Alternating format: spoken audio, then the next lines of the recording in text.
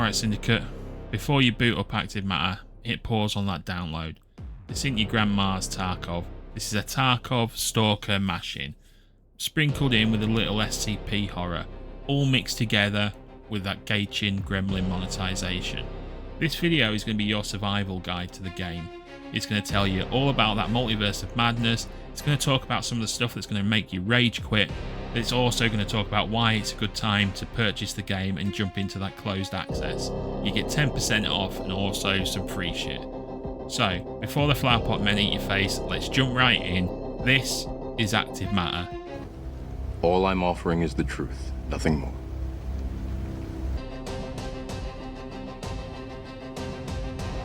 Active Matter is Gaijin's latest fever dream. It's a hardcore extraction shooter in a fractured multiverse where active matter substance turns physics into a bad acid trip. You're an operative in a time loop, die like a noob, reset, gear up, raid zones that warp space and time. You then loot artifacts from alternative timelines, battle players from the other universe, and dodge anomalies that crush you like a soda can, and then extract before the whole map implodes. It's PvE on steroids. It's SCP-inspired horror with flower mutants that rip your head off, hellhounds that can smell your fear, and mannequins that only move when you blink. It's straight out of This Is Fine, but when the room is upside down. The maps rotate 4 or 5 at once, you've got Soviet ruins, floating African cities, and it's immersive as hell, until hell literally teleports behind you. It's not your typical bang bang shooter, it's anxiety in a game form. Nikita from BSG saw this game and thought, finally, a game where the environment camps harder than my players. Active Matter doesn't waste time pretending to be polite.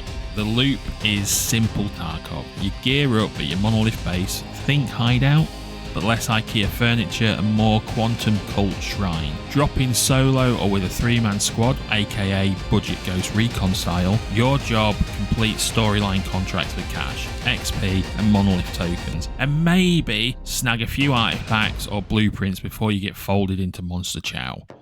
But here's where it gets spicy. The PvE for me steals the damn show. Anomalies don't just sit around looking weird. They break physics on you, gravity flips so you're wall walking like Spider-Man with concussion, fire traps that roast your ankles, nests of flower monsters that go aggro on noise and rip heads off like it's spring cleaning. One dumb hop and your legs are shattered. Dogs swarm you like they're collecting rent, and if you fire a shot, AI soldiers come running. But these aren't your average NPC potatoes. They patrol, they prone ambush, they flank as teams, and they'll coordinate harder than your actual squad of Fortnite rejects. Die? Don't worry about it. Your consciousness gets shoved into your mind vault. Think iPhone watch. Teammates can bring you back with active matter, but it scales up. It's like a microtransaction nightmare. Or worse, enemies can hack your vault, stealing your juice, preventing your revive, and painting a giant red circle on the map that basically says, free candy inside, boys. Friendly fire, they've solved that with a bit of sellotape on your arm. Tape colours on your operator so you can stop mag dumping in the back of your mate. Players are rare in my opinion. I saw maybe 6 across 30 raids, but when they do show up it's chaos because every gunshot wakes up the entire zone. And then there's Proxies, which are player controlled AI grunts. These spawn late into the raids with preset loadouts. You can fight, loot, or you can say screw it and touch a black portal, which then sacrifices your gear so you become a hunter entity. You lose your gun, but you gain this terrifying scream that pings heat signatures within 50 meters and makes everyone else decide to uninstall. There's even proxy only raids, which are really mini battle royales with preset classes, shrinking zones every 2.5 minutes, which force a central extract, where the first guy out basically wins and the rest get vaporized. And if that's not enough, they've also now got the PvP arenas like Nexus, where domination means holding portals in gravity flipped combat.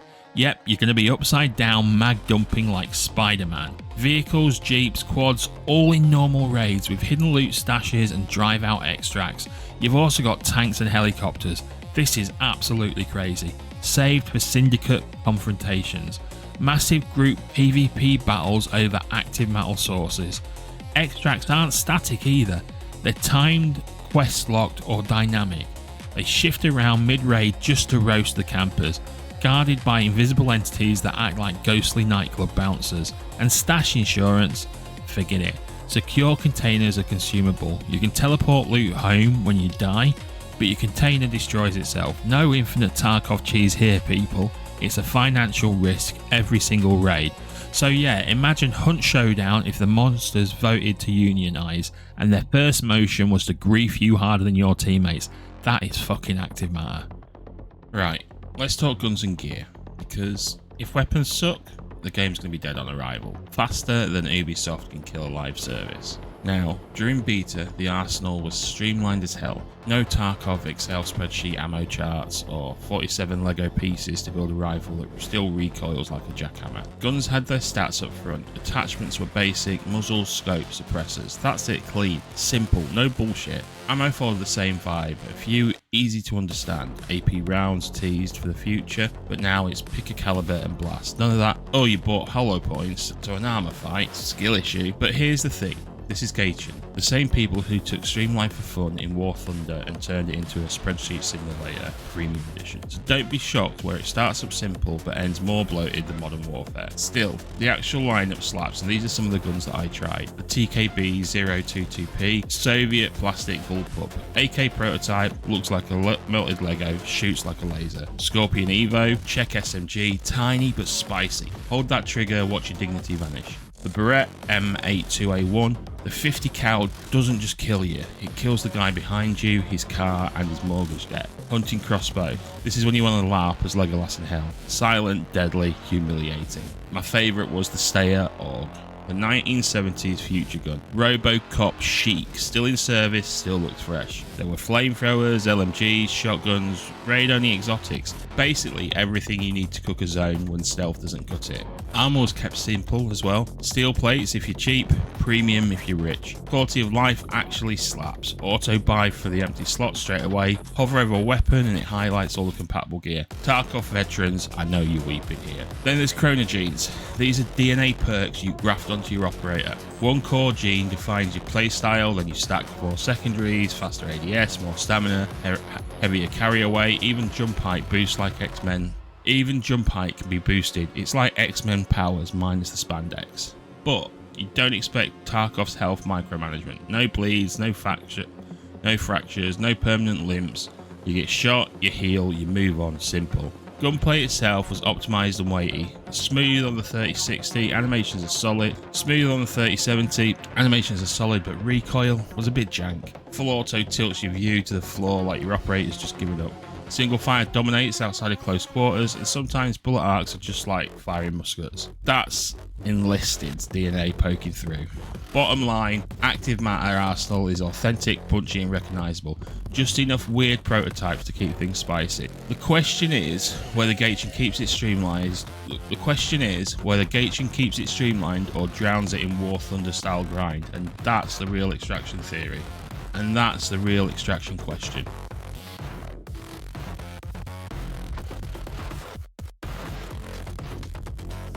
Progression in active matter isn't just about looting like some crazed raccoon at a digital Tupperware pie.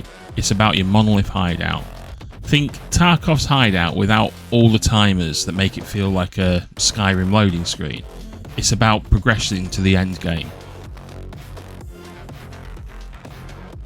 You do contracts, you tick off objectives, dump your blood money into the Monolith, and every level climb you unlock new tiers. And these aren't lame Tarkov style upgrades like, congratulations, you can now craft Vaseline. No, active matter actually gives you mechanics that matter. Loot works differently too. All that random raid junk, tools, cloth, household crap, instead of tossing it into a stash like a digital hoarder, you refine it into currency, meds, weapons, strip them down for blueprints, and once you've got the blueprint you can replicate it forever. Yep, the lore is literally you copied that gun from another timeline, so now it's yours. So no more Tarkov scav life where every death feels like you're setting fire to your life savings. Here's your blueprint and boom, it's yours. It's yours, permanent. Nikita, take notes.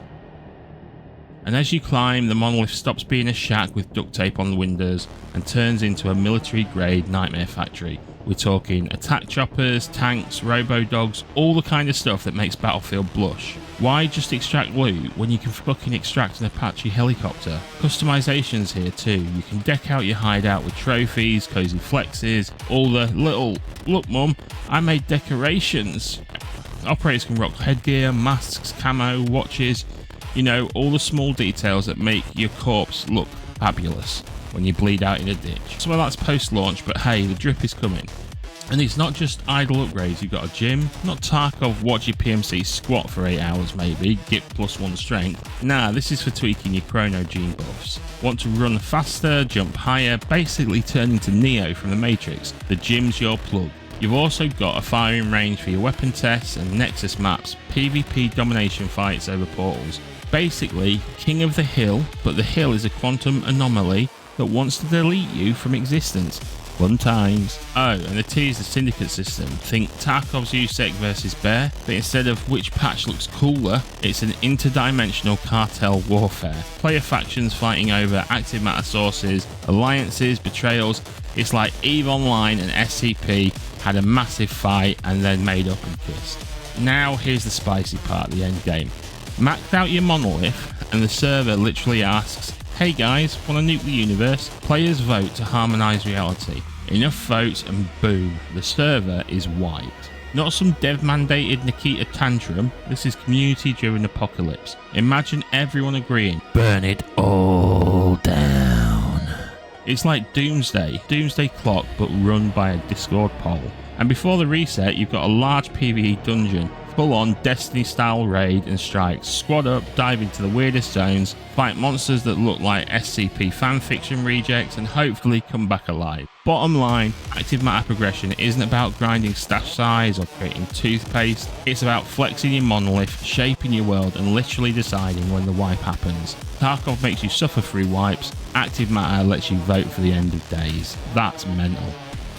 So is active matter good? Fuck yeah. This isn't Tarkov's Excel spreadsheet simulator, this is Stalker on crack. It's anxiety fueled, it's immersive, and it actually wants to kill you in every possible way. The loot, addictive as hell. You gear up, you go into the zone, physics don't work how they should, you dodge anomalies, you flip gravity, teleport into nests, fight mutants, extract before the universe decides you don't exist anymore. It's equal parts extraction shooter and survival horror, and it works. The PvE for me is the star. Every decision feels like a gamble with your life. Do you clear a monster house for loot, knowing you'll end up making enough noise to invite some sweaty Chad to third party you? Do you turn on your flashlight, or do you raw dog the dark and pray you don't walk face to face into a teleporting demon man? One tester literally jumped off the roof and broke his legs and then got swarmed by thousands of hounds. Fired a shot and instantly got flanked by AI soldiers. That's not gameplay, that's Final Destination with guns. And it's not just monsters. Proxies let you play as AI soldiers or straight up transform into nightmare hunters with screen vision. Maps rotate, Soviet ruins, African cities, upside down factories, extracts move around and are sometimes patrolled by invisible entities. Just campers sweating. Vehicles, jeeps, quads, tanks, helicopters. Yeah, Tarkov's got smoke, but that feels pretty fucking weak now. Progression is sleek, none of the Tarkov 40 Lego guns. Here it's simple, 7.62 ammo goes bang. A suppressor, a scope, done. Chronogenes buff your stats, loot is plentiful, refine your junk into currency, or replicate blueprints from alternative timelines. The end game, absolutely genius. Players literally vote to wipe the server by harmonizing the universe. Imagine if BSG let players decide wipes. Yeah, that's not happening. Now, we know it's not 100% perfect, or it wasn't during the beta test.